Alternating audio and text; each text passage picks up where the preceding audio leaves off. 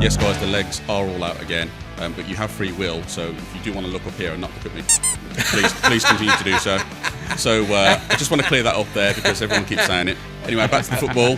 Blues were highest last season for the most amount of crosses into the 18-yard or even the 6-yard, but the absolute lowest for contact rate. It's not the delivery and the opportunities to get it into the box, but it's who's in there. They've got the firepower now, and it's clear that despite what players are maybe clearing out and obviously getting decent money for, they are requisitioning that by acquiring players that are of equal quality, if not better. We need something there, and I think we need something with decent championship experience, I've got to be honest with you.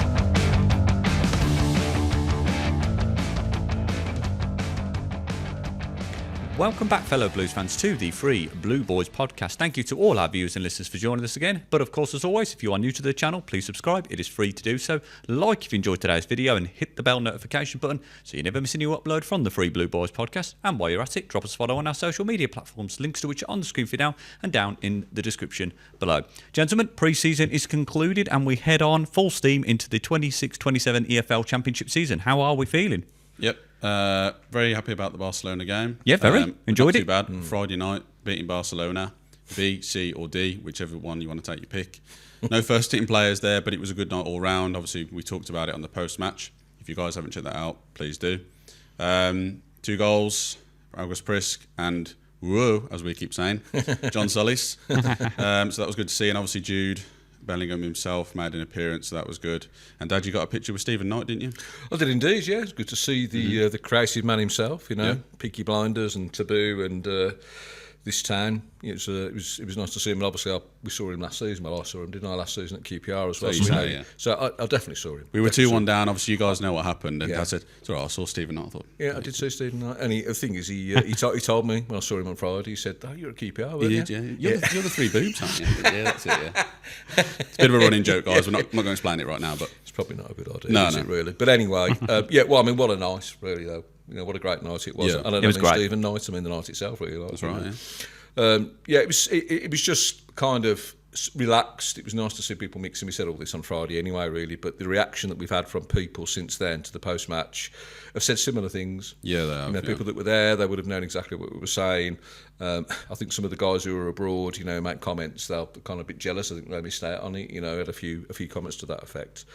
No, but it really was good, and there were so many people there. It looked more than 28,000, especially when we were in the fan way park more, at the didn't start. it? Yeah, really did. Absolutely rammed. But people were just having a good time, and it was nice to see because there'll be so many times this season when you go to a game, you're not sure you want to be there, the weather will be shite. I think it'll be good to remember back to the Barca game, I think. So. It was pretty cool how there was no segregation as well. It was That's just what I mean. There was, everybody yeah. was It was everywhere. nice, wasn't it? It was a nice mix. As you say, Dad, yes, when it probably gets into the colder months, probably find there'll be less people there. That's only natural, happens at every club, everywhere in the world. But yeah, thank you to all you guys' comments as well. I will say on the last pod that we did, yes, guys, the legs are all out again, but you have free will. So if you do want to look up here and not look at me cock, then please continue to do so.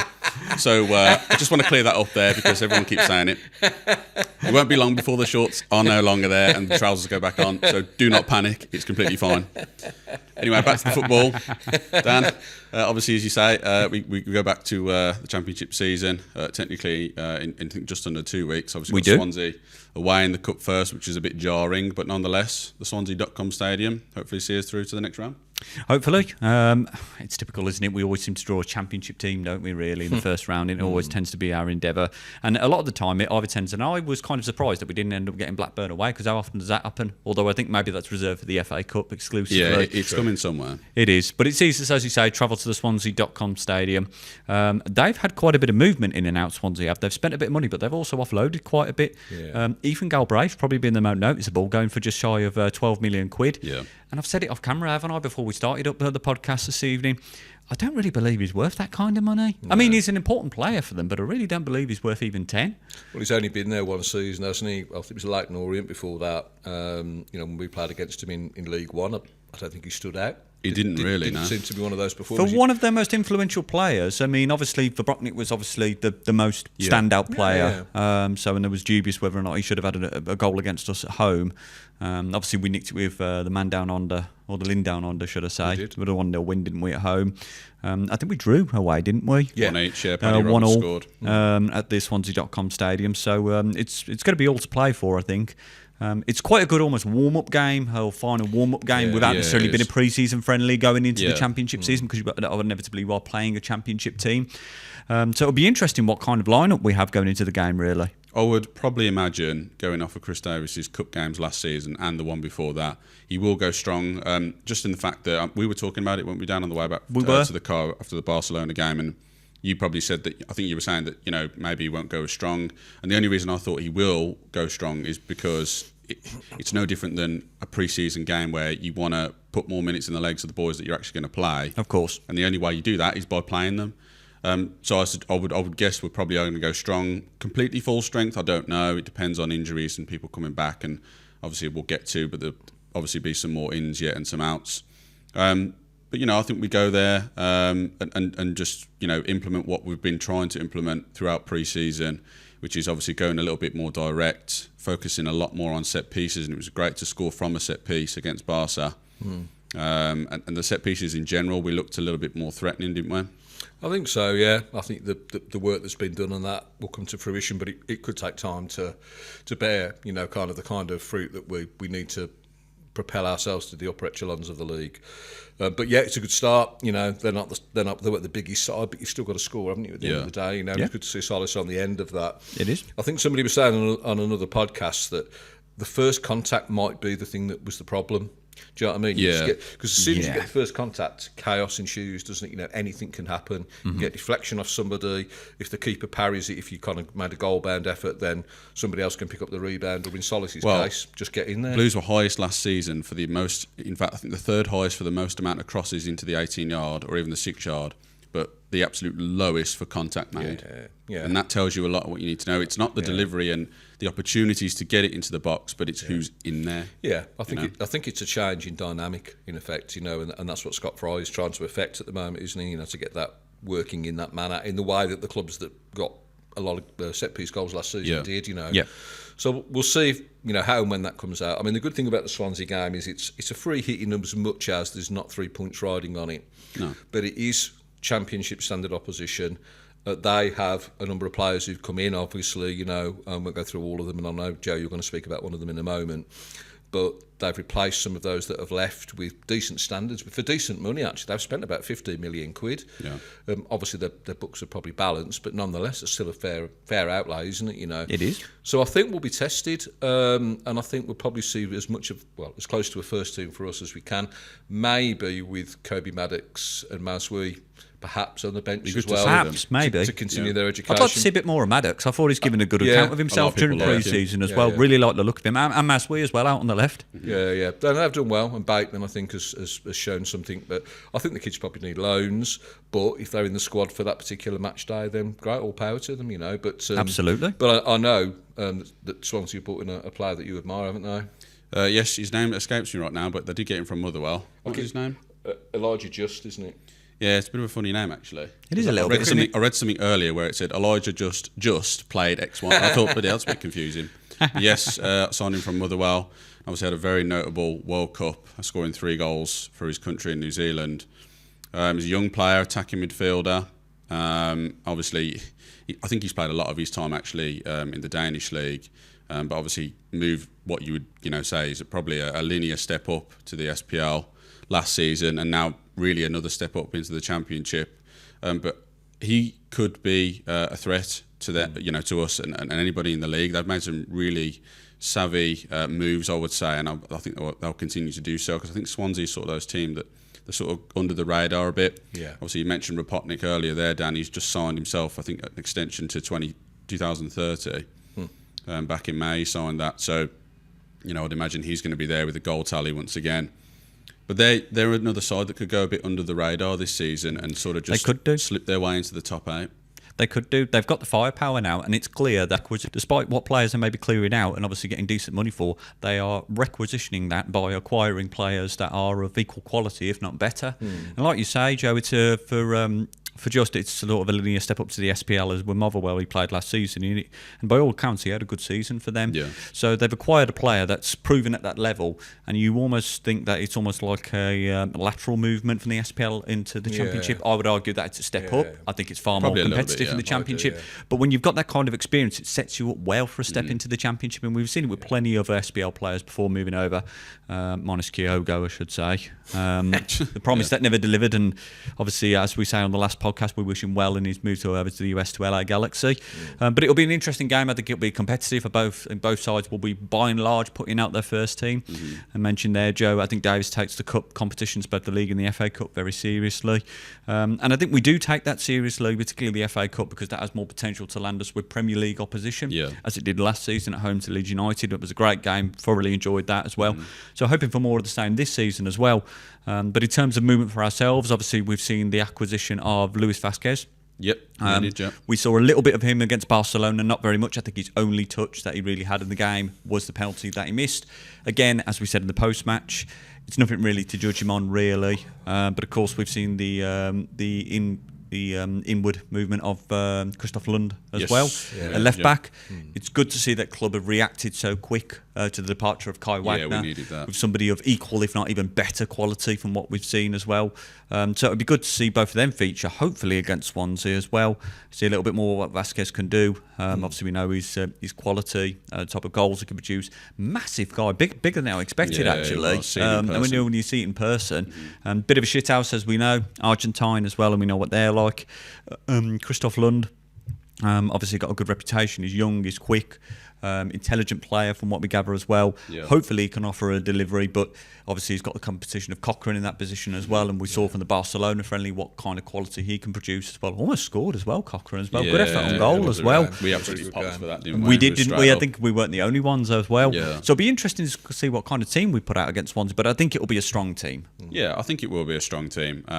Like you say, you mentioned a few of the new signings there, particularly Lund. It'll be exciting to see if they do get some minutes, and I imagine that they will before obviously the first league game of the season when we go to Bramall Lane.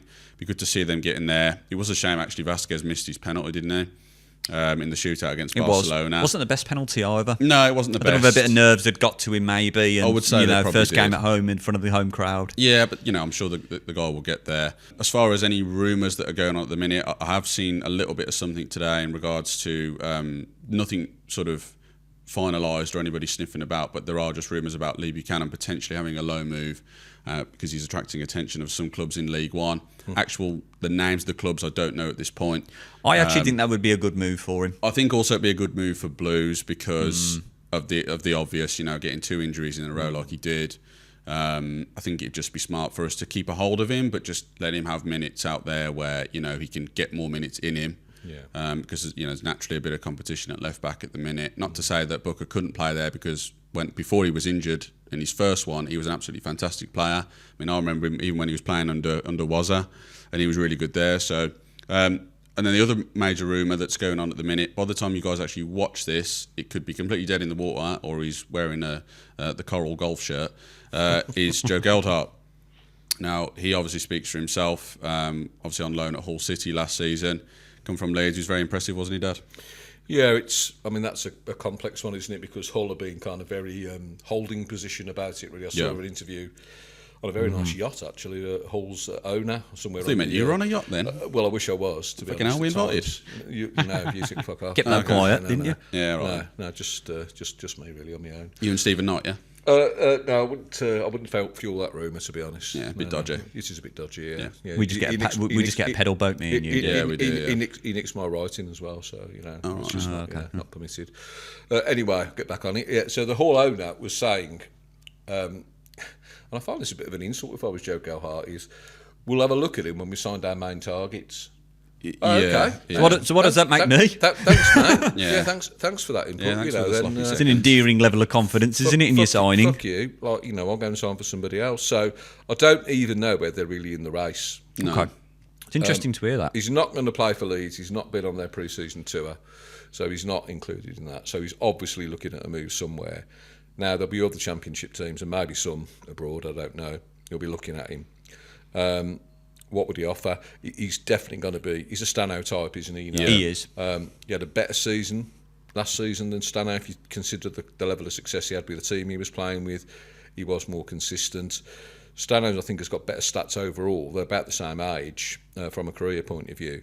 So, I don't know. I see it as a good move, and keeping Stano because it's competition for him. Big time, yeah. And I think that's what Chris Davies is looking for. I think that's why he wants him there. Yeah, I think it's very healthy competition, particularly if you're a side that, you know, obviously looking to get back into the Premier League. We said about this the other day, didn't we? Like, every team now seems to have a project. You guys have probably noticed this yourself. Well, of course, every team has a project. What the project has to be to go back to the Premier League. We were joking about when we were saying, "Oh, why'd you come to this club?" Oh, I don't know. That they want to finish 12th, so you know that was really aspiring to me. So I thought it was a bit of a weird thing that every club seems to have a bit of a project now. But nonetheless, obviously, every team's got to aspire to do that and get up to the next division. But yeah, Gelhardt obviously speaks for himself. Some fantastic stats, obviously. He had like similar with Stano last season. And players have to fight for their place, and really that's what you want, and that's what successful teams do. You have quality in it, at least 2 players in each area of the pitch. I do think that we probably the top position we're looking for still is in centre midfield. Yeah. For sure. I think a lot of Blues fans on some of the forums and stuff online have said the same thing. Like to see us get a winger. Obviously, Ibrahim Osman, it's gone a little bit quiet on his front.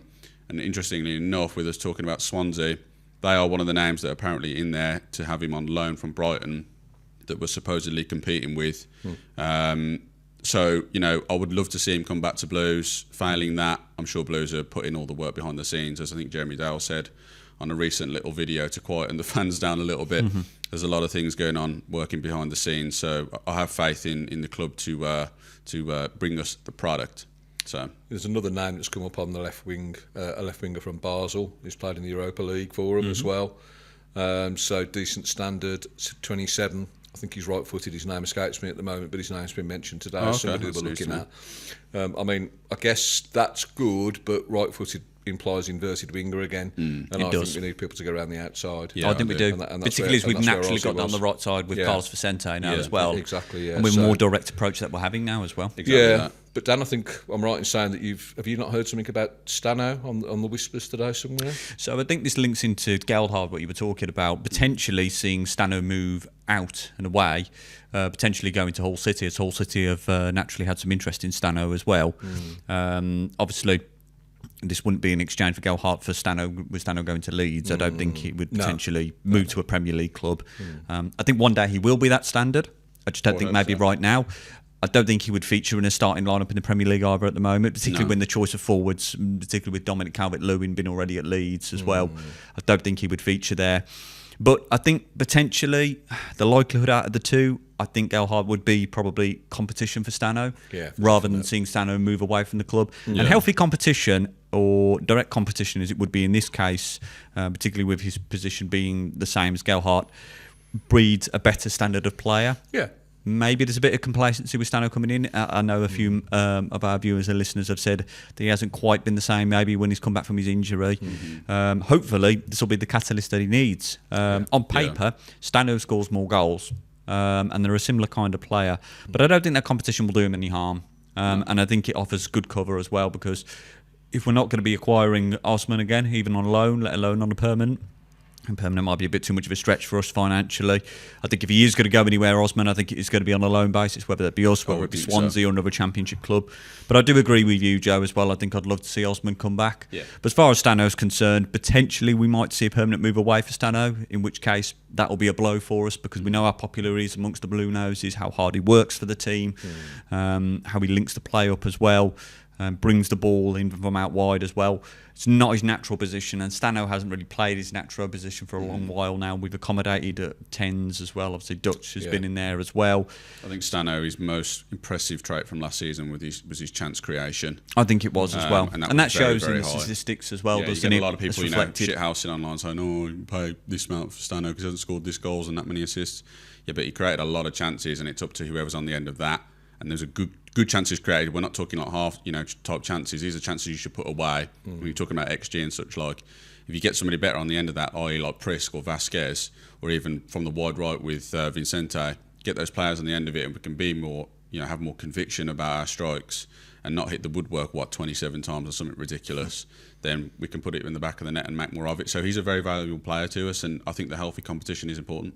I think agree. it is. Yeah. I think our direct style of play now, or at least our versatility that Davis has alluded to in his pre-season interview prior to the Barcelona game, that links in to the way Stano plays as well. And hopefully Davis has seen that and seen an opportunity that, okay, we can create more goals from this, we can score more from this. I think so. I mean, I'd like to circle back to the one that you mentioned, Joe, about centre midfield, because obviously we're pursuing all these forward positions, which is important. It's important to have competition as well. But that worries me, because TGH is going to be out for a while. Yeah, he's pretty obvious. He is. When I watched the Barca game, okay, it's a friendly, etc., but I don't think those two are the two that we would need in most the midfield most of the games this season. Certainly at home, Pake needs to be there. How fit is he? Been at the World Cup, still got his shoulder problem.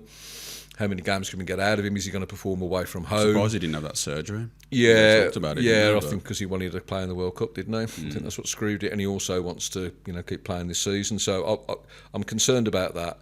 We need something there, and I think we need something with decent championship experience. I've got to be honest with you. Yeah. The time for experimenting with people from abroad, I don't think is great. Not in that position where you can get turned over quick by teams, and you've got to have the ability to play it to the wide man. I mean, I've thrown a name at you a few times now, and I've spoken to a few people, and he's playing. Well, he will be playing in League One at the moment. But Brian de Kirchmacher at Oxford, very impressive last season. Yeah. Good positional sense, good to drive forward, knows where to be, good positioning, good defensive responsibilities.